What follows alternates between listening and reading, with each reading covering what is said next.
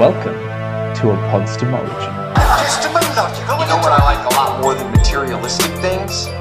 Knowledge. What is this? It's a podcast. Hey, thanks for joining me for another episode of epistemology. This is a show where we give thoughtful young folk an opportunity to share their intellectual passions, free from the strictures of journal publications and academic seminars.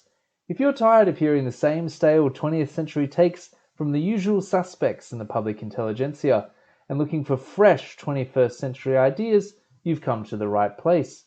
Never an intellectually dull moment to be had at epistemology. I'm your host, Dr. Mark Fabian from the University of Cambridge, and my guest this week is Dr. Diane Bolet, Assistant Professor of Political Science at Durham University and a Research Fellow in Political Science at the University of Zurich. Diane is here to enlighten us on the nature and causes of the far right. What even is the far right? Populist, authoritarian, fascist? And why are these parties, believed dead and buried as recently as 2015, having such a renaissance? Trump put a match to all the fart gas in US politics. Brexit woke London up to the rest of the country, and right-wing parties are rising all across Europe. Is it about migrants? Deindustrialisation? What about social decay and cultural anxiety? Stay on the line and let Diane give you the facts. Epistemology. All right, welcome Diane Bolet to epistemology. Hi, thank you for having me. Thanks for being on the show. Could you tell us a bit about your research? What are you interested in? What gets you excited? Yes, so I'm a political scientist and I study political behavior, but I'm especially interested in why people vote a certain way. So my PhD has been focusing on the radical right and the support for far-right parties in Europe, especially in Western Europe.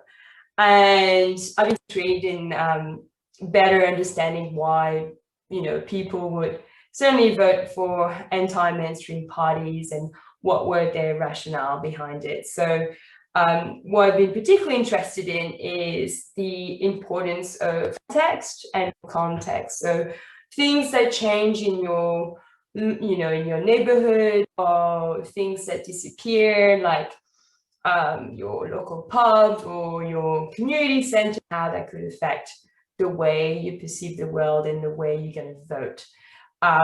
So I've been looking at several features in local context, and I'm particularly interested in how social cultural spaces affect or pushes people away from mainstream politics in favor of more radical form of politics. And I looked at the disappearance of British local pubs and how that leads to a sense of social isolation among individuals, and how that can create some resentment, and that could later be translated into vote for the radical right.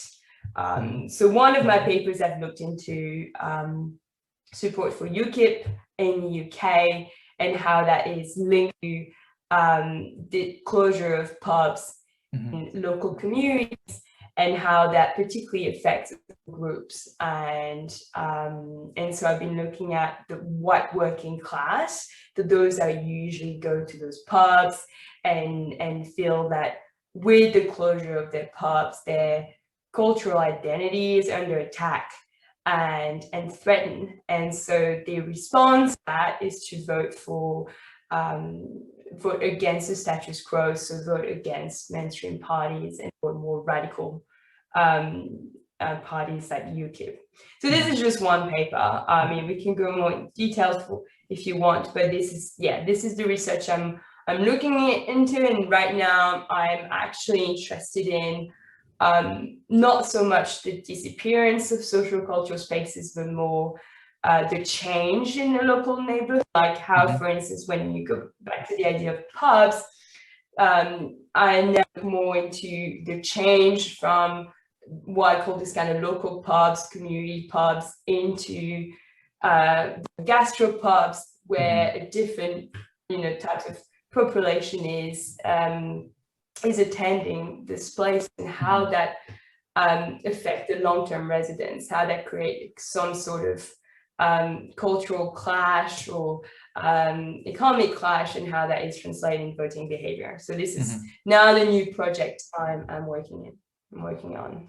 Yeah. Okay. And so your previous paper, Drinking Alone, the one about the pub closures, that was a quantitative paper. Are you still using mostly those kind of methods, or are you branching out?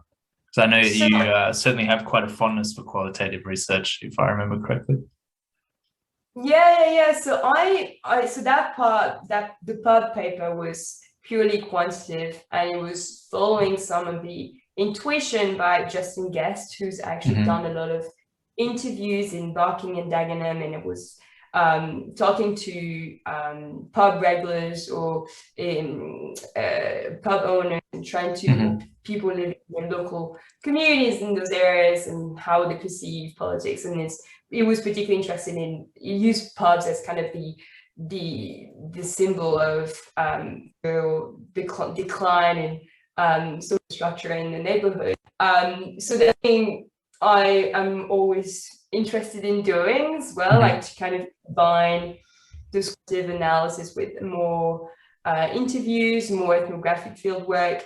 I've actually done some work which is not published in academic journals, but I did some interviews with local so trade unions, local stakeholders in Southampton, and it was a few months after Brexit. And it was part of a project, the LSE, and we were looking at those kind of marginal constituencies and why would shift in favor of leave. And it was interesting. It's known to be a university town, so they have 2 universities, and so usually you would associate those areas to be more pro-Remain, and in that case, it was really tight, but it ended up being 61% in favor of leave. And so I spent a few days there. I spent like a whole week talking to local residents, talking to stakeholders, and trying to get what was the reasons why. And so that was actually helpful in the writing of my pub paper. I was writing the pub paper at the same time, and it also gave me all other insights, because I think the good thing about interviews is could help you get a broader picture of what's going on. And then the quantitative analysis help you just this different mechanism or aspect or channels that really explain it. So this the disappearance of closure of social place is one of them. The other was just the feeling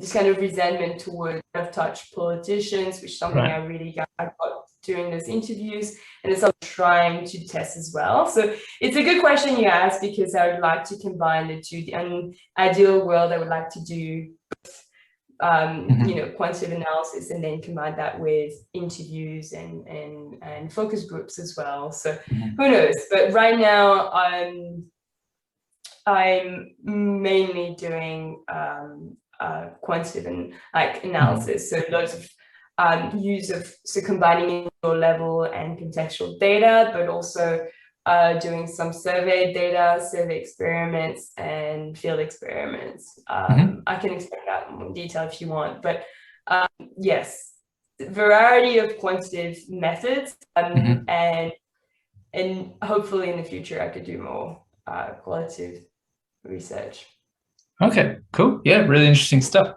I mean, I know that there's a qualitative study of the rise of Trump's brand of the far right in America by Tim Carney called Alienated America, and that has quite a similar thesis to your paper, along the lines that really what people were feeling was the kind of cultural decay rather than sort of economic breakdown. So I actually spoke to Tim in person once about it, and the anecdote that he gave me was, because he's a journalist as well, or mostly, and he was saying that at the time of Trump's 2016 victory, he'd been talking to all these people, all the voters in pubs and things like that, and he had missed the story. So that they would say things to him like, he's like, so why are you voting for Trump? And then they'd say, well, when I was younger, we had parades every month in town. And Tim said on his recordings, he would be shocked to discover that he would sort of cut these people off mid-sentences. So no, is it like, what I mean is it migrants? Is it job losses? Is it blah? And he just like was not hearing them say that it was the decay of sort of social institutions and that sort of thing, which I thought was quite interesting. Maybe before we go it is much more personal than that. Sorry, I think there might be a slight delay on the Zoom call. There is. Yeah, but that's okay. So we'll just work with that. You were going to say? But on that note, I wanted to say that it's so true, and it's what motivated my research and the reasons I actually did my PhD is much more personal. So I come from a small region in the north of France. It used to be coal mining region. So after the 80s, because of deindustrialization process, the coal mines closed, and by default, so these communities lost a sense of purpose, because in these areas everything was functioning around the coal mine. So you get healthcare by, with the association you're part of, even if you're not a miner. You go to school with other miners, and it's been funded by the company of the coal mine. So everything is functioning around it. So it's not just a job. It's clearly, you get this social networks, all this relation, like small, like real community cohesion in those areas. And then they suddenly shut down, and there's just nothing there. So you lose so much. So it creates lots of rural isolation, social isolation, and this is something I witnessed. So I don't come directly in those areas, but like only 20 minutes away from there. And when I was a student, as an undergrad, I started doing interviews to these people. And it was interesting. It was around the time where Marine Le Pen starting to get a lot of support in these communities, and starting to actually, the first national rally mayor in France was in this community. And the reason he won the election, he didn't mention a single time, and he didn't mention immigrants or even economic deprivation. All that he mentioned is, if you vote for me, I'm going to reestablish those, what we call this weekly events, where we all meet up, where we all can just bond and, meet and greet, or also enjoy some social bonding experiences. And it was that made him win the election. I mean, this is quite interesting, and it's only in these communities, because there's a huge divide in the far right between the north and the south, and the reasons why people vote for it. And I would say in the south it's much more engineered towards the cultural aspect, the immigration, because they're also more prone to have immigrants coming from Northern Africa. But in north of France, it's not the same story. Also because those communities, they came from Poland, Italy in the early century, so they consider themselves immigrants. So yeah, it is very telling. Anyway, I probably took a completely different story, but it is definitely similar to what Tim was saying, and this is why I did this project, because I knew there was definitely something there, this social connection. Okay, great. So I want to come back to a lot of the themes you've already talked about, like the differences between the drivers of the far right in the south and north of France and in other countries and regions and that sort of thing, and what the causes of it are. Maybe before we get to that though, one thing that I'm always, I don't know if perplexed is the right word, but sort of concerned about in the discourse on the far right is what's sort of meant by that, particularly in relation to like what's the difference between a populist leader or a libertarian leader. Someone I've recently seen a lot of people refer to like Joe Rogan as a far right character, which doesn't seem to me to be particularly accurate. So I was just wondering if you could tell us either your own opinion or the political science literature's opinion of what does far right mean, and what do these words like fascist and populist and stuff mean? Yeah, I mean, it is a very contested word or concept, should I say, that this party family is the most, I mean, most of the scholars have worked on the far right in the past 20 years. It's insane the amount of work that's been done, but no one tends to agree on what we mean by far right. I mean, and within this party family, there's different labels, right? We can sometimes talk about populist right-wing parties. We talk about radical right parties. I talk a lot more about radical right parties.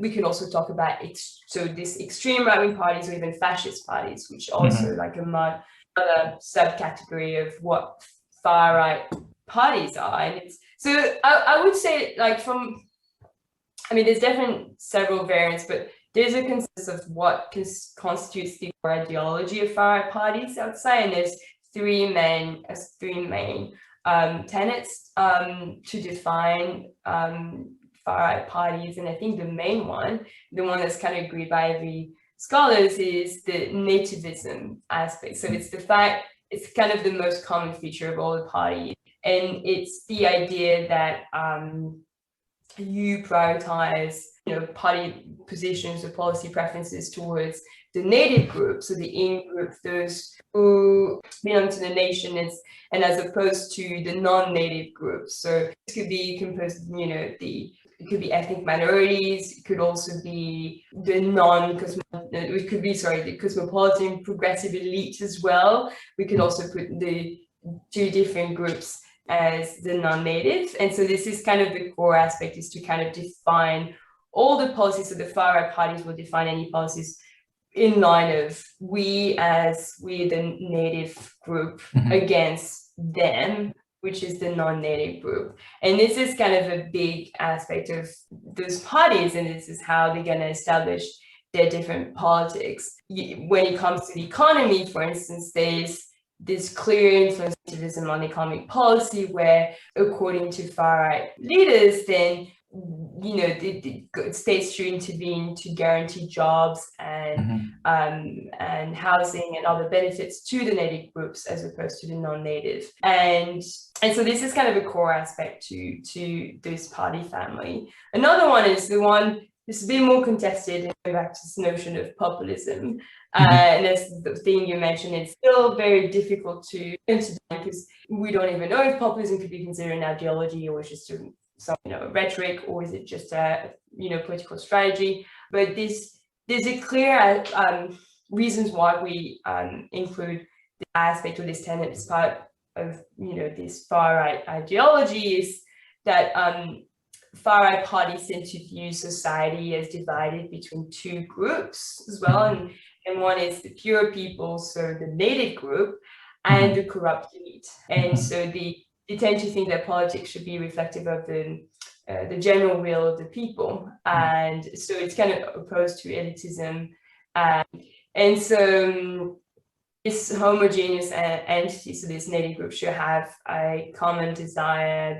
And they also consider the elite, so that by default be considered the mainstream politicians or mainstream parties. So the right-wing or left parties have been self-interested political group or parties that enrich themselves and kind of ignore the people's grievances, and instead the far right parties will bring back power to the people, and often calls for popular initiatives like direct referendums or direct executive elections.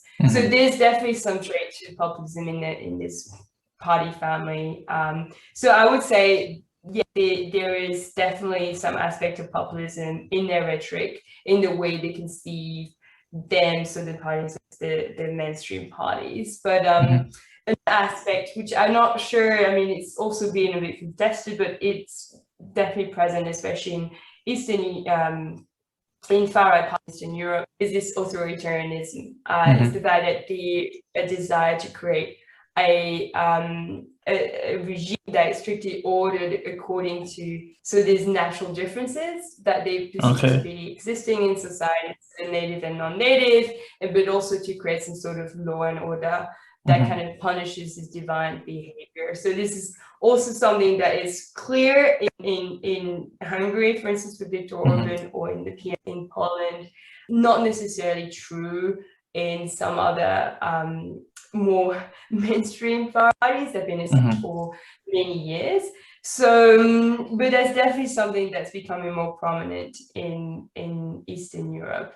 But yeah, so they definitely, the thing I would say is that it's difficult to define a party family given that there's so many specific, far-right parties in any country, so they're all quite different. But what they share in common, I would say, is this nativist appeal, so to create a connection between native and non-native, and some populist features. Okay. How could... It's probably a bit too... No, that was perfect. Is there a helpful way to distinguish these far-right parties, these nativist parties, then from a more conventional conservative party? You mean more like the right-wing parties? What would be the difference? Well, it's becoming more and more difficult now that the mainstream parties are adopting some of the far-right politics, so and positions, which is what we associate to the normalization of far-right politics, and that's been invading and more present among conservative parties. I mean, I have a few examples if you're interested. Like, for instance, in Denmark, there's been a new coalition who's right-wing or conservative has now adopted politics that is just far too extreme. So they have, from memory, they have the new ruling coalition that's now taking a hard line on migration, and they threaten to return refugees to Syria on the dubious evidence that the war is over and the country is safe. And so like ban immigration, or like I have really tough line on migration for the next 2 years. So it was considered to be a right-wing party. I mean, example close to home is in France, like Macron, also because he's starting his electoral campaign, but he adopted really tough positions on asylum-seeking position, and it tightens the rules around asylum seekers. So one of the things is introduced with the new policy was highly contested and regarded as far-right. So he introduced a 1-year prison sentence for entering France illegally, under also time for illegal migrants to be detained. But this kind of policies have been, 20 years ago would have been considered policy that only the far-right parties could have championed, but now this is becoming more mainstream. So this is why it's becoming really hard to differentiate policy positions or ideologies between far-right parties and right-wing parties, because when it comes to cultural issues, especially on things related to immigration, then they're becoming closer than it was the case a few years ago. Yeah. So I guess how would, so I'm not a political scientist, but I guess I would have thought that a dividing line between, say, Bush-era Republicans even, and Trumpian Republicans is the nativism element. So obviously there was sort of roiling anti-immigration sentiment under Bush, but I would think of traditional Republican Party or conservative values on the economy as being mostly about kind of small government and letting the market take the lead, as opposed to, it seems to me that these far-right parties tend to be much more interventionist in their economic inclinations. And then on the cultural side, particularly stuff around, I guess, what would be generously called family values, but which you could also refer to in terms of reproductive policy, things like that, and religion, and whether we kind of embrace the sort of strong Judeo-Christian heritage in Western countries, or whether we're more sort of progressive. Is that an accurate way of splitting the two, or is that too crude? No, I think it is. It is a really good way to define the evolution of the far right and how it is different from 20 years ago, and especially as you say on the economic platform. So what you explain is right. Like the far right parties used to be very liberal in the position, also because the economy was still not the most important issue that they defend, right? It's all about putting the cultural agenda first, talking to make immigration salient. this is clearly what they've been doing and then what they've achieved so far. And then the rest will just follow if they become more, powerful, if they have to really come with an agenda for elections, or if they're considered the main opposition, like it is the case in France or in Denmark and other Scandinavian countries. So in that sense, there's been a shift in their economic platform, going from really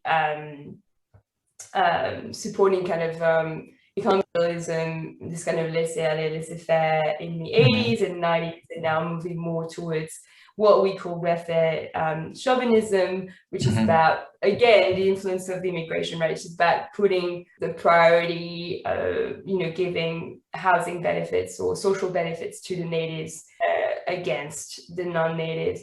And so they have adopted more protectionist economic positions in their platform, and it's been the I would say the 2010s, and that has become particularly appealing to the working class, who's been very interested in putting this idea, first of all, getting more redistribution, getting more distribution to beyond interest.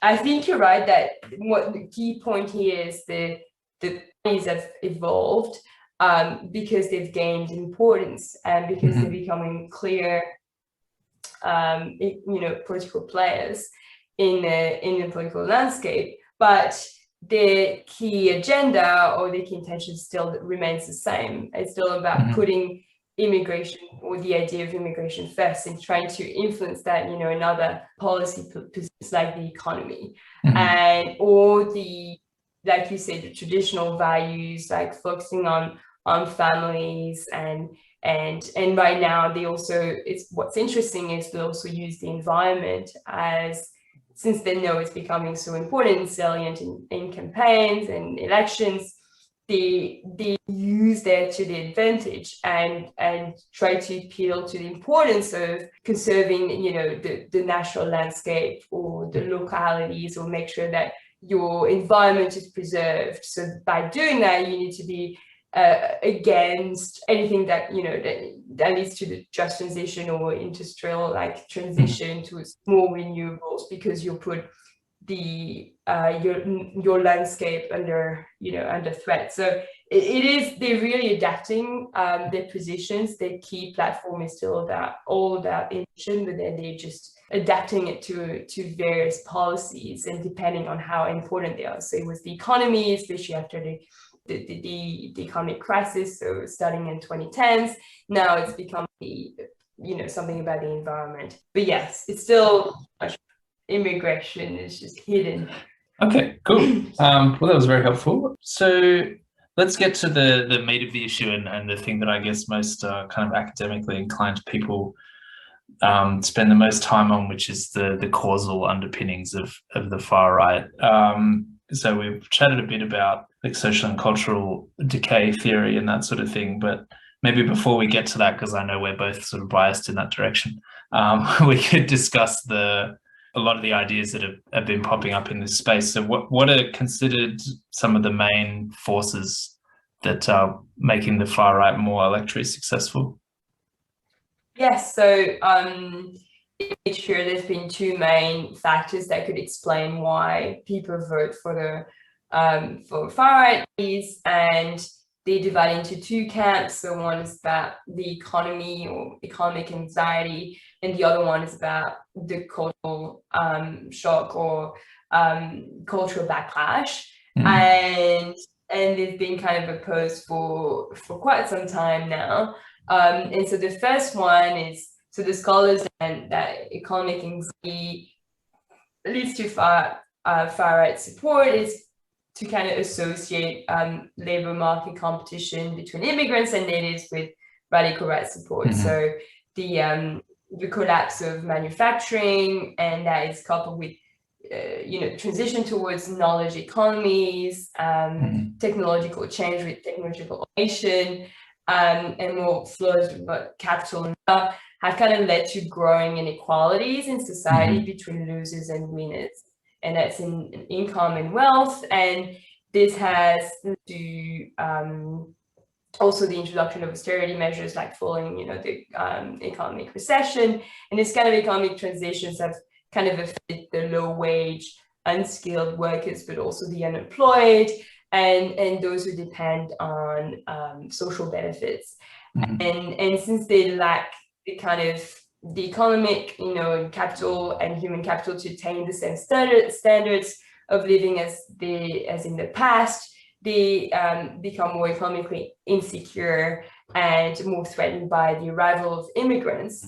And that eventually leads to a far-right support, because those parties manage to tap into these grievances, these economic grievances, and to also make sure you or actually create the link between this economic decay and the rise of immigration, with immigrants coming in the country and putting them, as votes for losing a job, like jobs or their welfare benefits. So this is kind of everything revolved around the economic anxiety. And on the other side, on the other hand, there's also the perspective that, so it's kind of again linked to immigration, the arrival of newcomers prompted a cultural backlash, and that is against the threat that immigrants may hold over cultural heritage.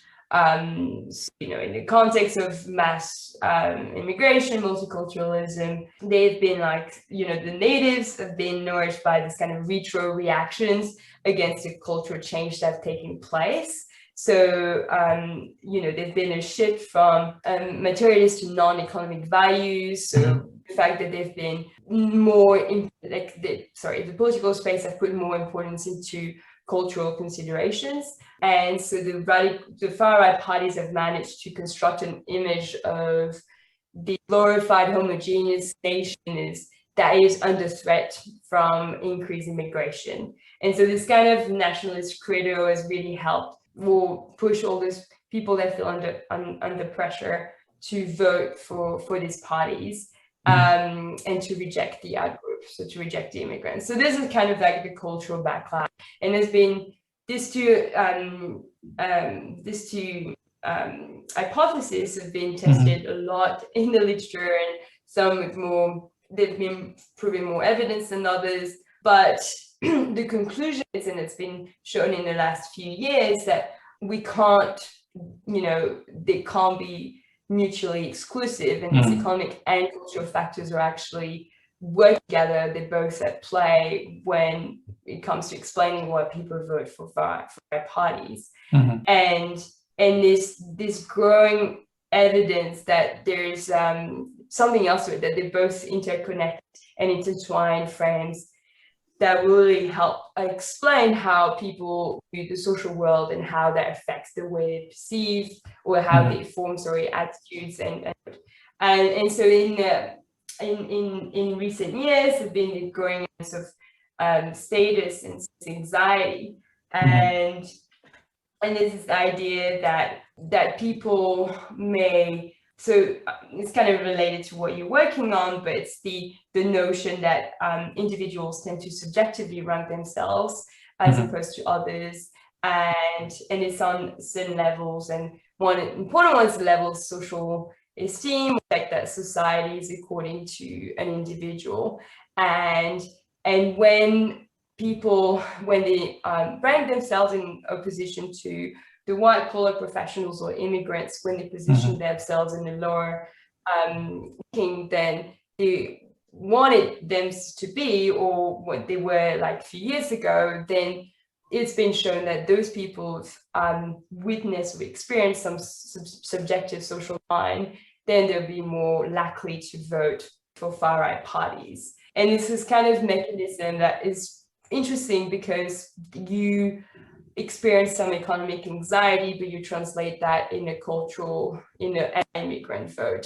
So this kind of really sharing this reconciliation between economic and cultural factors in explaining far-right support. Okay. And so your work on the pubs and this, I'm particularly struck by your story of this politician in your local area who actually his policy platform was just to kind of bring back socialization locally. So how does that sort of way of thinking about it fit into this cultural economic story?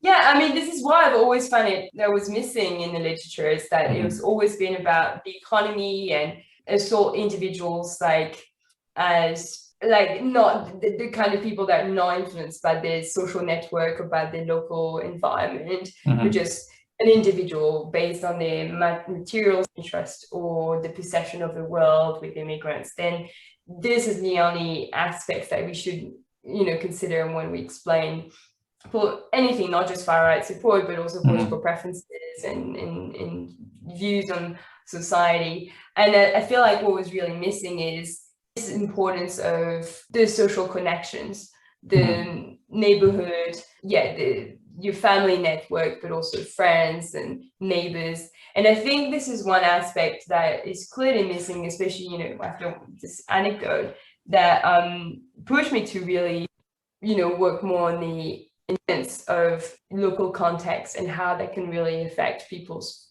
perceptions. And so that's why I've looked at pubs and especially in the UK, because we all know that pubs are like a very cherished social cultural place where people meet and greet, where people go after work, and it's a defining feature of a community. And it kind of it's what's particularly interesting with us in my paper is that I look at specific pubs. So I'm not looking at pubs that are on high streets where mostly tourists or people that don't usually know each other go to, or pubs that are more upscale, or targeted towards different, communities, or more like family friendly, so more families or upper class. Sure. So I'm looking at those, what I call community pubs. And so they are independent, or they're owned by by the Wetherspoons, so they're like the local pub in small districts, but they are usually located in poorer areas, but they've also been there for more than 10 years. Okay. And what's interesting with those pubs, they really are considered the last bastions of the British culture for the working class and the white working class. And so I consider this as the main, as a proxy to, so the closure of those pubs could be considered as a proxy to define that their cultural heritage, they themselves as the white working class, were perceived under attack. And there's also this certain sense of status anxiety, or just, the upper class or middle class, white collar professionals, as I call them. So so what I've done is to collect data on pubs in districts, so in small districts in the UK. So they're on England, sorry. So I looked around the 200 areas, and I combined that with individual level data. And what I found is that the people that live in districts with one community pub closures per year are more likely to support UKIP than any other pub by around 4 percentage points. So it's quite big. It's quite strong. It is quite big because I control for, so I take into account the level of immigration in the area, but also unemployment rate, index of multiple deprivation. So even controlling for that, the effect is still very strong. So this kind of course, this effect is magnified when there's more unemployment, right? So under conditions of material deprivation.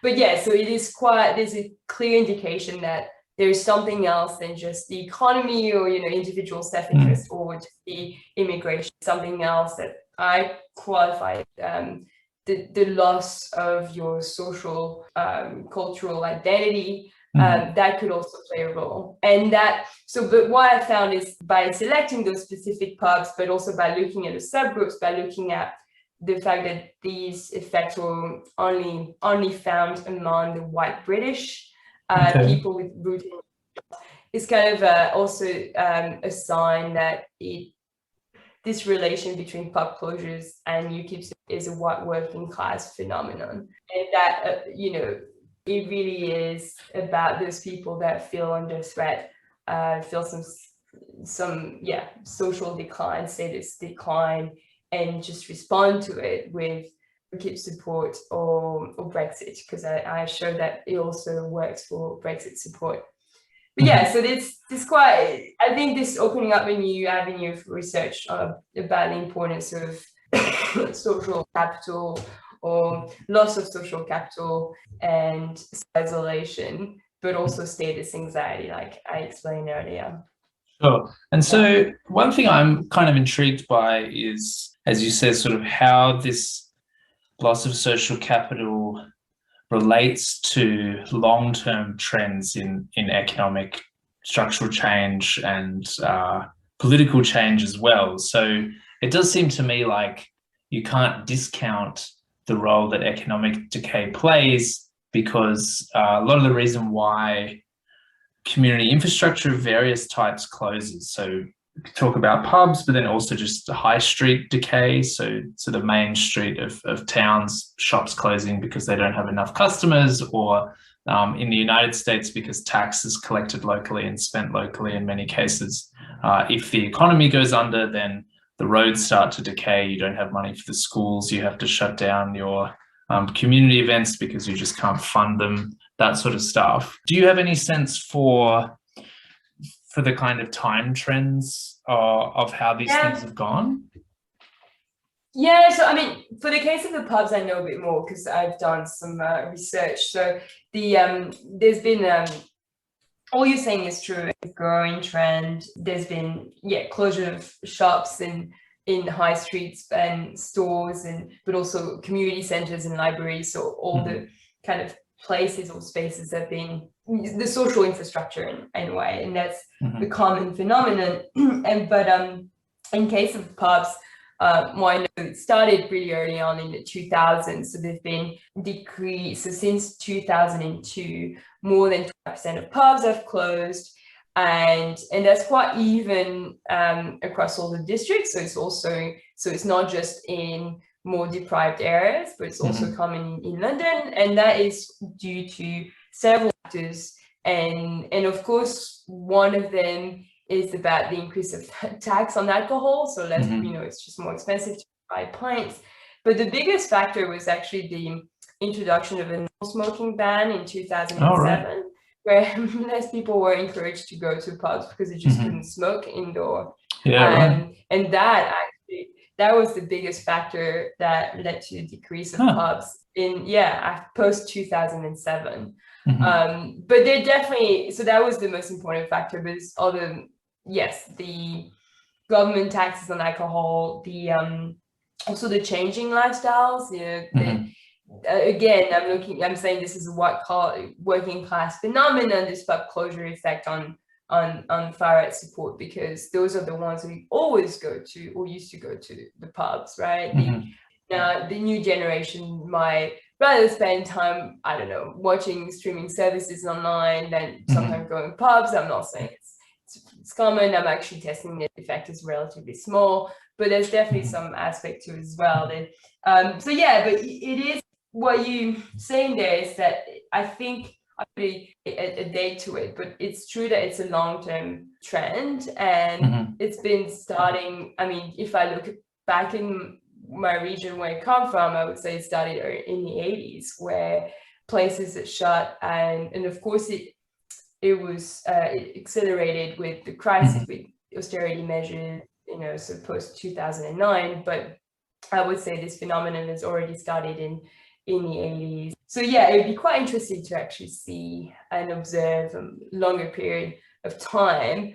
Those people, what were their attitude at the time, how are they affected by closure of so many, not only social culture places, but stores or anything else in their local community, and how that affected voting behavior, because right now the far-right parties are using it to their advantage, right? They really tap into those grievances, but maybe back in the 80s, they were probably more politically disengaged, just abstained from voting, or they were probably voting for more marginal political forces. So it'd be quite interesting to look it back in time and test that. But in my case with the pubs, it really started post 2007.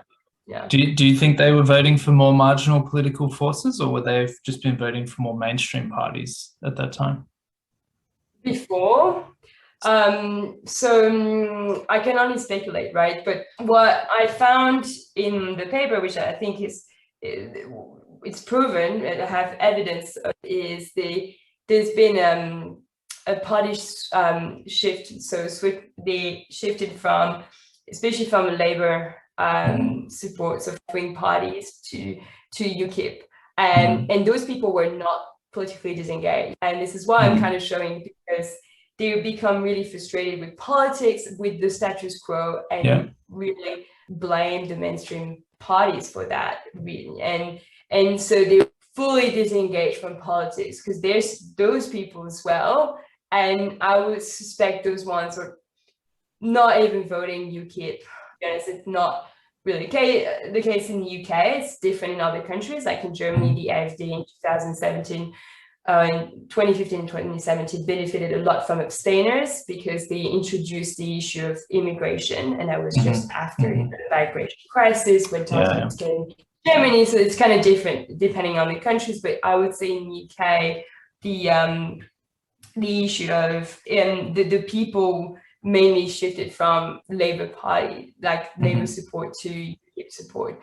And you can see that geographically, because most of the support came from the East Midlands or the North, what we call the Red Wall, which I hate to call that now being the Blue Wall, but those areas. And now, well, again, my paper was UKIP doesn't, like, it still exists, but now really small political force. But I looked at data from 2013 to 2016, so it's just before Brexit, because those people probably voted for the Brexit party, but now supporting the Conservatives. But at the time, they shifted from Labour to UKIP, most of them. So, but yeah, it depends on the country, of course.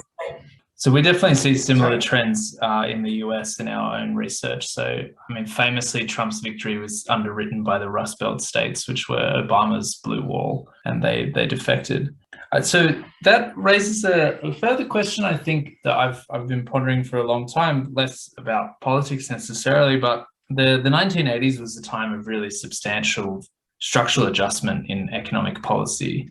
And I'm quite curious about whether the extent to which the far right is ascendant in countries today can be tracked back to some extent, because this kind of causal analysis in this sort of thing is very messy, but tracked back to some extent to how those policies were implemented in the 80s. So it's very striking to me, for example, that in the UK and the US today, we're speaking a lot about what economists call place-based policies. Like, we need to revive these left behind places specifically. We need geographically targeted policy.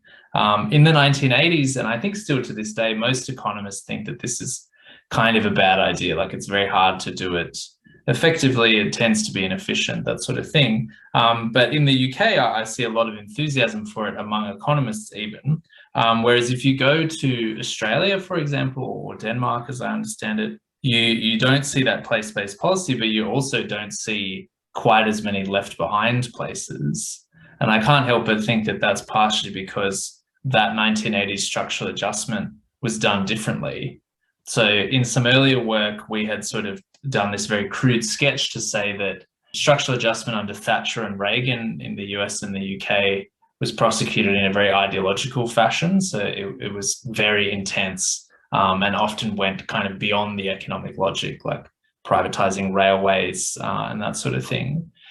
In Australia, Denmark, Germany, I think, Canada, some other places, it was done by more left-leaning governments. And so there was a lot more social compensation and transition assistance and this kind of stuff. And so today we just see a kind of a better situation for a lot of these working class groups, many of whom have just kind of transitioned out of that whole way of life over a generation or two.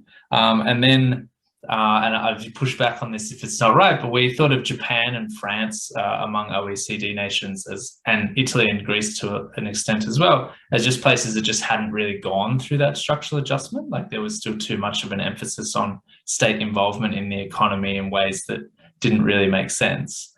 So in any case, I'm curious whether the trends in far-right politics today in Western Europe, which is your specialty, do they map on at all to the way that policymaking was done 30, 40 years ago? Yeah, that's very interesting. Like, I think you're totally right that there's a reappraisal of place-based politics, as we see, especially in the UK, right? Leveling up, this kind of leveling up policy agenda that the Tories are talking about, which is much about this. And I think it's getting more prominence because I think it's post-Trump and Brexit, so post-2016, where there's been a rise of support for, or there's been, people have been looking at this rural divide and the kind of places that don't matter, the left behind places, as I hate to call it, but they do tend to see that there's general, like, huge differences as a consequence of knowledge economies and exodus, the well-educated, young, cosmopolitan, progressive elite going to the cities and leaving those places behind, and that kind of push politicians to work on that. I think this is a consequence of making it so salient again, like making this issue of there's a clear political cleavage that is now along the feature of geography, and so now we need to invest in places. But I agree that it really depends on the type of policy, right? So actually, I don't know enough, but if you look at the UK with the leveling up policy agenda, so I'm actually working with the NGO at the moment to kind of push for what we call the Community Wealth Fund, because first of all, we kind of disagree with the rationale of this kind of place-based politics when it's been decided by the government in this very centralized. Absolutely. Yeah. Where it's just very top down and not bottom up, where what we should probably do is give more power to local councils and communities, because they're probably the ones that know best how to improve and what kind of priorities and policy priorities we should put. So I think this is one aspect to it. And the second one is to put more emphasis on social infrastructure, because there's a lot about investment and skills, but again, really much based on the economy, and also, again, in the end, quite based on the individuals. But what people, as your research and my research show, that community cohesion matters as well. And if we need to put more importance to it, like we need to actually invest in pubs, or make sure that those pubs remain, or not just that, or just libraries or community centers or things like that. So I'm actually working with an NGO to raise this issue to politicians, because right now, and to the Conservative Party, because right now the focus is elsewhere.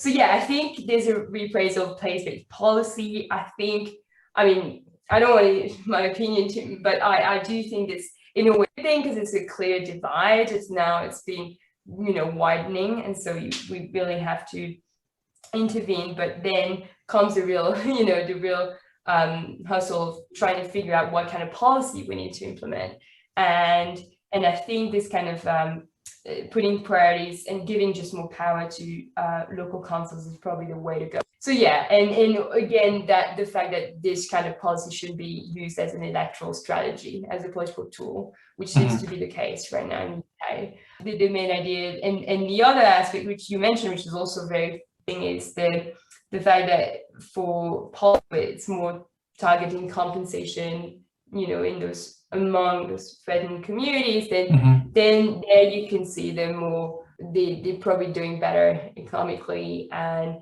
they're probably less inclined to support for entire, mainstream parties. And I think it's kind of going back into, so I'm actually looking similar that provides evidence of this, and it's a slightly different topic, but with co-author and I, we're looking into the electoral implications of just transition, so moving away from coal to renewables in coal mining regions.